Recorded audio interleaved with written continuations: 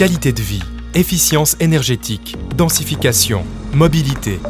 Plusieurs instituts de la Haute École d'ingénierie et d'architecture de Fribourg mènent des recherches en lien avec une thématique passionnante. Construire et habiter demain.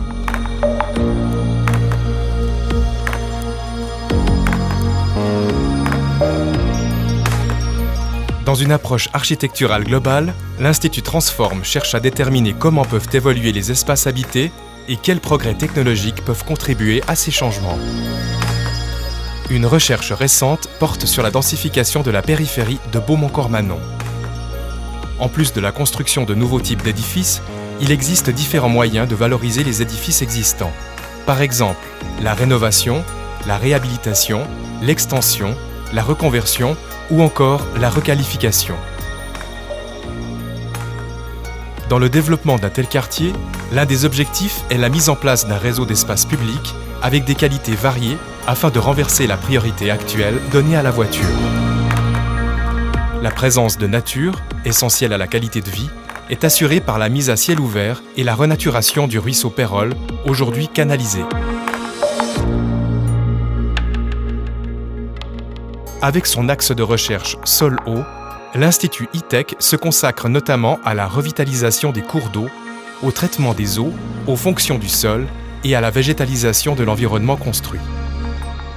Structure, le deuxième axe principal de recherche de l'Institut ITEC, se préoccupe des questions liées aux porteurs du bâti.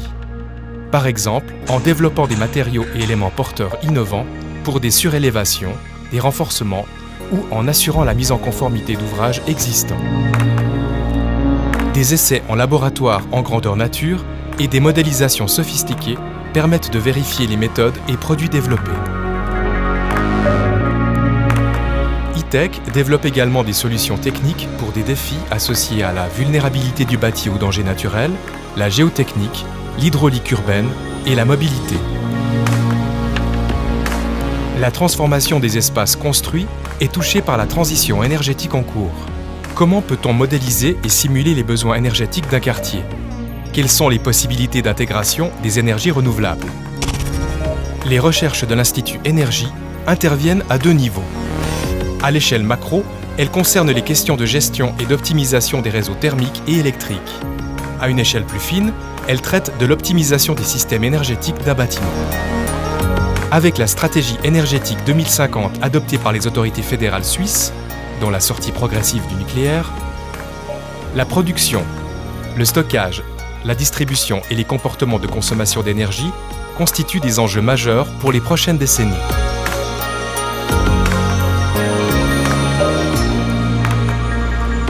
Dans le but d'optimiser le confort de vie et la consommation d'énergie, les capteurs qui équipent les nouveaux bâtiments fournissent une multitude de données informatiques, les big data. En plus d'exiger des capacités de stockage conséquentes et sécurisées, celles-ci doivent être modélisées pour en tirer des informations pertinentes. L'Institut Icosis est spécialisé autant dans le déploiement et la programmation des capteurs que la collecte et le développement d'algorithmes performants. Leur utilité, interpréter et donner une valeur ajoutée aux données brutes. Le projet d'AppLab est emblématique pour cette dimension Big Data. La régulation du chauffage en lien avec la météo, le déclenchement d'alarmes ou la gestion des éclairages publics sont des exemples d'applications types.